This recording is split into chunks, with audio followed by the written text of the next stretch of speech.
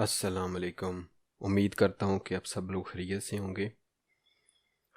آج ہمارا موضوع ہے یہ حوثی کون ہیں۔ جب بات یمن اور وہاں ہونے والی جنگ کی ہوتی ہے تو یہ سوال سامنے آتا ہے کہ یہ حوثی کون ہیں، یہ جنگ کیوں ہو رہی ہے، اس کے مقاصد کیا ہیں، اور حوثی کیا ایسا کر رہے ہیں کہ امریکہ کے صدر جو بائیڈن کے مطابق اس گروہ کو ایک مرتبہ پھر دہشت گردوں کی فہرست میں شامل کرنے پر غور ہو رہا ہے۔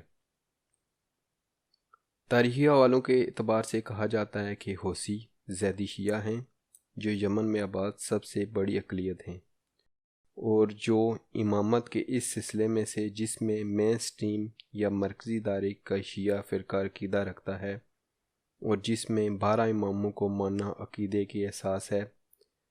حوثی صرف 4 ائمہ کو مانتے ہیں اور چوتھے امام کے بعد وہ مرکزی یا شیعہ مکتبہ فکر کے 5ویں امام کو نہیں مانتے، بلکہ چوتھے امام کے دوسرے بیٹے کی امامت مانتے ہیں اور انہی کی نسل سے ان کی اماموں کا سلسلہ چلتا ہے۔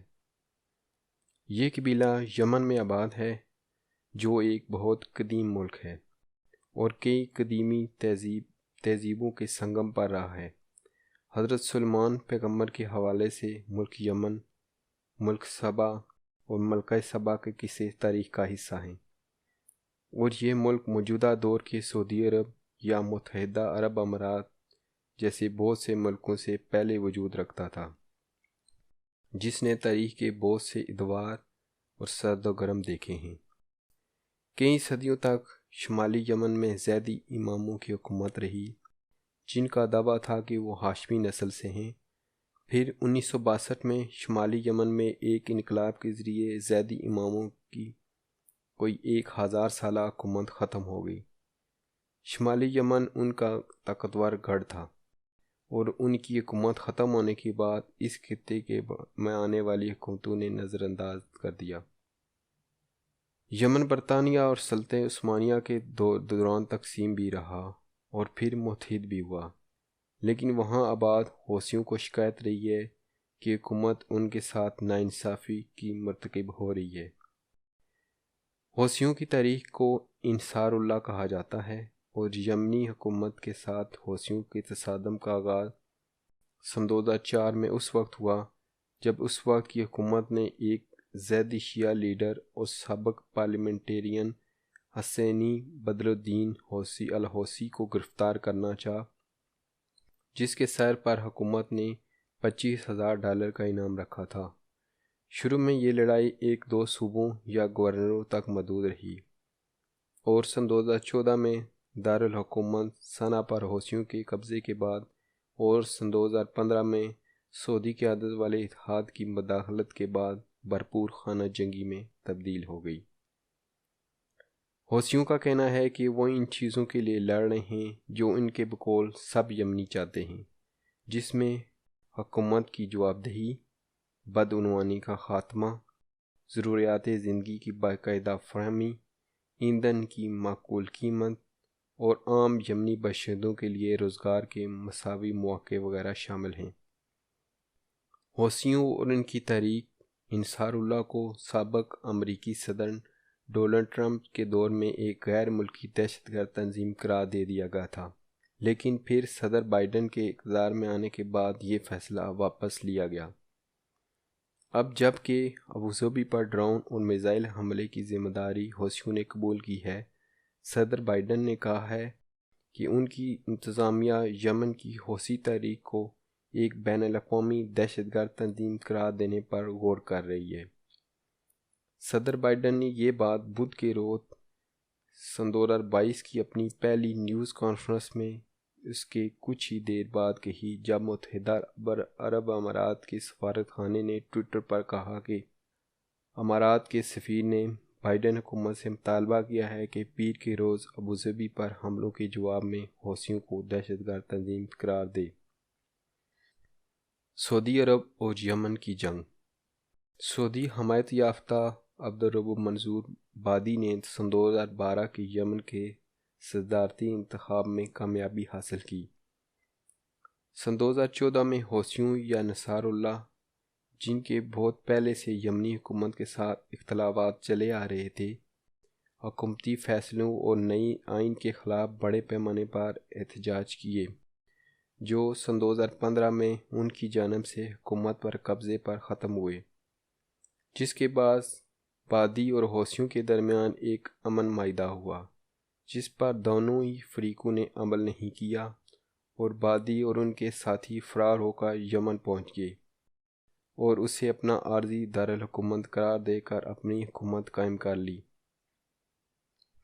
انہوں نے اقوام متحدہ اور عرب لیگ سے مداخلت کی اپیل کی۔ حوثیوں کی جنوبی علاقوں میں کارروائیوں کے دوران سعودی عرب نے یمن کے ساتھ اپنی سرحد پر فوجی گڑھ بندی شروع کر دی۔ بادی نے ریاض کا دورہ بھی کیا، اور چونکہ سعودی عرب منصور بادی کی حمایت کرتا تھا اور حوثیوں کو اس کے حریف ایران کی حمایت حاصل تھی، اور وہ اپنی سرحدوں کے قریب حوثیوں کا اثر و رسوخ کو اپنے لیے خطرہ سمجھتا تھا، اس لیے اتحادی ملکوں کے ساتھ مل کر یمن کی اس جنگ میں حوثیوں کے خلاف کود پڑا۔ جنگ اور یمن کے اندر صورتحال۔ اب اس جنگ یا خانہ جنگی کو، جس میں تجزیہ کاروں کے نزدیک بیرونی مداخلت بھی بھرپور زور و شور سے جاری ہے، 7 سال سے زیادہ کا وقت گزر گیا ہے، اور جنگ بظاہر ختم ہونے کا نام نہیں لے رہی۔ کچھ عرصے قبل آنے والی اقوام متحدہ کی ایک رپورٹ میں تخمینہ لگایا گیا ہے کہ سن 2021 کے آخر تک اس جنگ میں مرنے والوں کی تعداد 3,70,000 تک پہنچ جائے گی۔ اقوام متحدہ کے پناہ گزینوں کے دفتر یا UNHCR کی یمن میں ایک سابقہ ترجمان دنیا اسلم خان نے، جو چند روز ہی قبل وہاں سے واپس آئی تھیں، انہوں نے بتایا کہ یمن کے حالات میں کوئی تبدیلی نہیں آ رہی، بلکہ یہ بدتر ہوتے جا رہے ہیں۔ 20.7 ملین لوگوں کو، جو یمن کی کل آبادی کا 65% ہیں، اس وقت انسانی بنیادوں پر مدد کی شدید ضرورت ہے، جس میں خوراک، سر چھپانے کی جگہ، صحت کی سہولتوں جیسی بنیادی ضرورتیں شامل ہیں۔ شمالی یمن میں ریال کی قیمت گرنے کے سبب افراطِ زر بڑھ رہا ہے، بے روزگاری بڑھ رہی ہے، اور کووڈ کی وجہ سے جن لوگوں کے روزگار کے ذرائع پہلے ہی بری طرح متاثر ہو چکے تھے، اب ان کے پاس زندگی گزارنے کا کوئی ذریعہ نہیں، اور ان کی مکمل انحصار انسانی بنیادوں پر فراہم کی جانے والی امداد پر ہے۔ انہوں نے بتایا کہ اس وقت بھی یمن میں 50 سے زیادہ سرگرم محاذ جنگ کھولے ہوئے ہیں۔ شاید ہی کوئی ایسا دن گزرتا ہو جب صنعا اور دوسرے مقامات پر شدید بمباری نہ ہوتی ہو۔ دنیا اسلم خان کا کہنا تھا کہ اندرون ملک میں بے گھر ہونے والوں کی تعداد 4 ملین ہے، جن کے لیے مناسب پناہ گاہیں بھی میسر نہیں ہیں۔ خیال رہے کہ یمن میں انسانی بحران ایسے وقت جنم لے رہا ہے جب افغانستان بھی ایک انسانی المیے کے دہانے پر کھڑا ہے، اور پوری دنیا، خاص طور پر عالمی میڈیا کی اس پر پوری توجہ ہے۔ تجزیہ کار اس خدشے کا اظہار کر رہے ہیں کہ افغانستان کی صورتحال کی وجہ سے یمن کی جنگ اور انسانی المیہ پس منظر میں چلا جائے گا۔ اقوام متحدہ نے یمن میں انسانی بنیادوں پر مدد کے لیے کوئی 4 ارب ڈالر کی اپیل کر رکھی ہے۔ دنیا اسلم خان نے کہا ہے کہ یمن کے لیے اقوام متحدہ کے اداروں کی جانب سے جتنے فنڈز کی اپیل کی گئی تھی، اس کا کل 55% ان اداروں کو مل سکا، اور انہوں نے کہا ہے کہ یہ ایک ایسا ملک کی امداد کے لیے دنیا کا رد عمل ہے جس کے سر پر قحط سالی کا خطرہ منڈلا رہا ہے۔ لاکھوں بچے ناقص غذا کے سبب یا تو بیمار ہیں یا اپنی جانوں سے ہاتھ دھو رہے ہیں۔ شمالی یمن جہاں حوثیوں کا کنٹرول ہے، وہاں جنوبی یمن کے مقابلے میں زیادہ مشکلات ہیں، جہاں بین الاقوامی طور پر تسلیم شدہ حکومت موجود ہے۔ صنعا ایئرپورٹ پر سن 2016 سے پابندیاں ہیں۔ یہی صورتحال بندرگاہوں کی بھی ہے۔ کوئی یمنی وہاں سے ہوائی سفر نہیں کر سکتا، صرف اقوام متحدہ کی چارٹر فلائٹس امدادی سامان وغیرہ لے جانے کے لیے چلتی ہیں۔ دوسری جانب حوثی بھی اتحادی ملکوں، خاص طور پر سعودی عرب کے خلاف کارروائیاں کرتے رہتے ہیں، وہاں میزائل حملے کرتے ہیں، اور حال ہی میں انہوں نے متحدہ عرب امارات کا ایک بحری جہاز بھی پکڑ لیا، جو اتحادیوں کے بقول ادویات لے کر جا رہا تھا، جو کہ ہوتھیوں کے موقف تھا کہ وہ ہتھیار لے کر جا رہا تھا۔ اس جنگ کے حوالے سے امریکہ نے بھی اسے ختم کرانے یا کم از کم اس کی شدت کم کرنے کے لیے کردار ادا کرنے کی کوشش کی ہے۔ جنوری سن 2021 میں اقتدار سنبھالنے کے بعد 4 فروری کو صدر بائیڈن نے اپنی خارجہ پالیسی کے بارے میں اپنے پہلے بیان میں یمن کے بارے میں اپنی حکومت کی پالیسی کی 3 فیصلوں کا اعلان کیا تھا۔ یمن میں جارحانہ کارروائیوں کے لیے ہتھیاروں کی فروخت سمیت ہر قسم کی حمایت کا خاتمہ، یعنی سعودی عرب کے لیے ایسے ہتھیاروں کی فروخت پر پابندی جنہیں یمن میں استعمال کیا جا سکے۔ یمن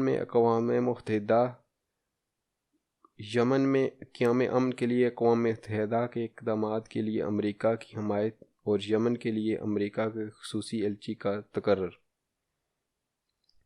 لیکن مبصرین کی بقول اس کا بھی کوئی خاطر خواہ نتیجہ نہیں نکل سکا۔ تاہم بعض مبصرین کا کہنا ہے کہ ایران اور سعودی عرب کے درمیان تعلقات کو معمول پر لانے کے لیے حالیہ رابطے، ایران کی ثالثی کی پیشکش اور اقوام متحدہ کی کوششیں اس مسئلے کے کسی حل میں امید کی ایک کرن پیدا کر رہی ہیں۔ آپ کا اس بارے میں کیا خیال ہے؟ کمنٹ میں بتائیے گا۔ اسی کے ساتھ مجھے اجازت دیجیے۔ اللہ حافظ۔